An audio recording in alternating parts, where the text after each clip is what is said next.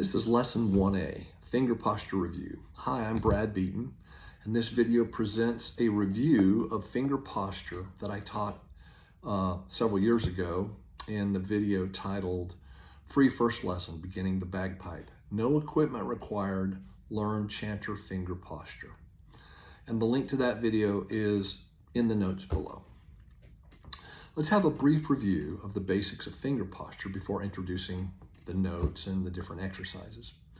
To be clear, I'm trying to isolate and firmly establish finger posture concepts before introducing the other issues of practice chanter playing, like note positions, blowing, lip muscles, pressure management, and so forth.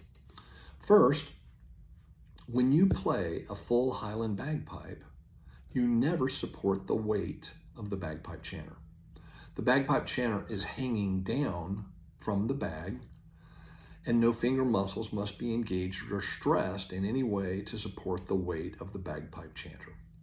So, when playing the practice chanter, you should not need to add any effort or stress related to supporting its weight. If you are playing a short chanter, like this one, this is a child's chanter. If you're playing a child's chanter, you want to put it on a table and maybe even build it up so that you can play it with good posture. That is, your chest is up, your neck and your head are upright. Good posture, because that's the way you want to play bagpipes with good posture. One of my students has a little lunch box or a fishing tackle box to build up the height of the chanter.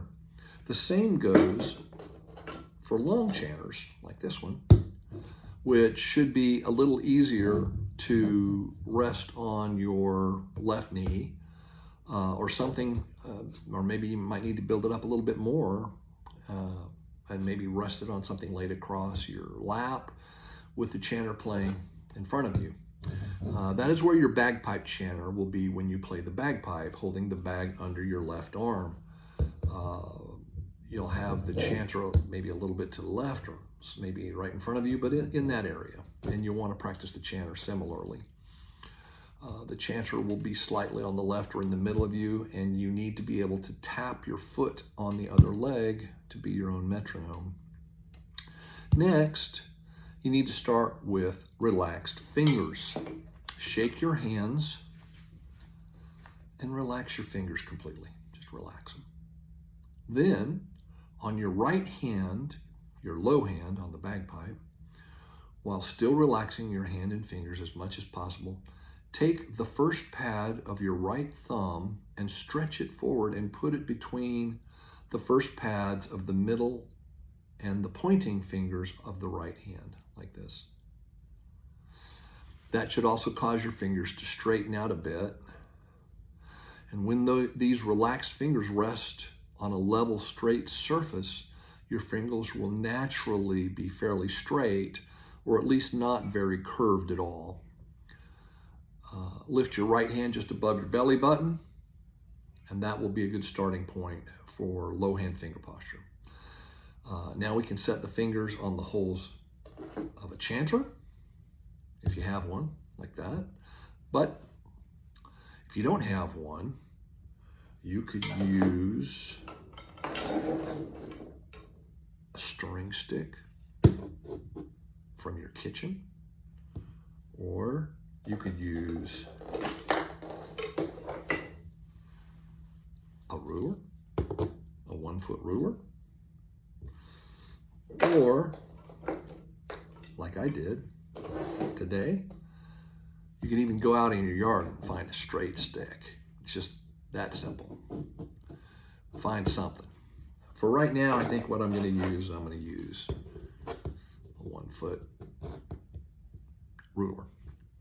Okay, so there's your bottom hand.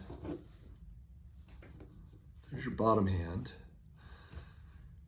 Then let's do something very similar with the left hand, the high hand, the top hand. Shake your hand out and relax your fingers completely.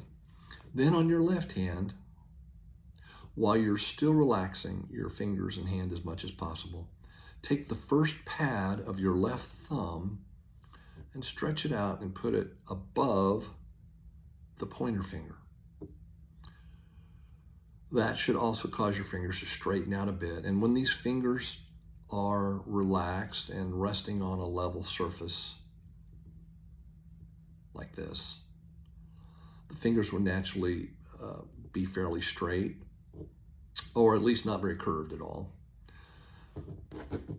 Lift your left hand, your high hand, just above your right hand, and that will be a good starting point for high and low hand finger posture. And notice where my fingers land. Here, here, here on the second joint, and on the pinky it's on the first joint, and on the top hand it's all on the first joint. Next, let's consider the role of your wrists. Your wrists easily control the height of your knuckles relative to the tips of your fingers, like this, on both hands. Both hands.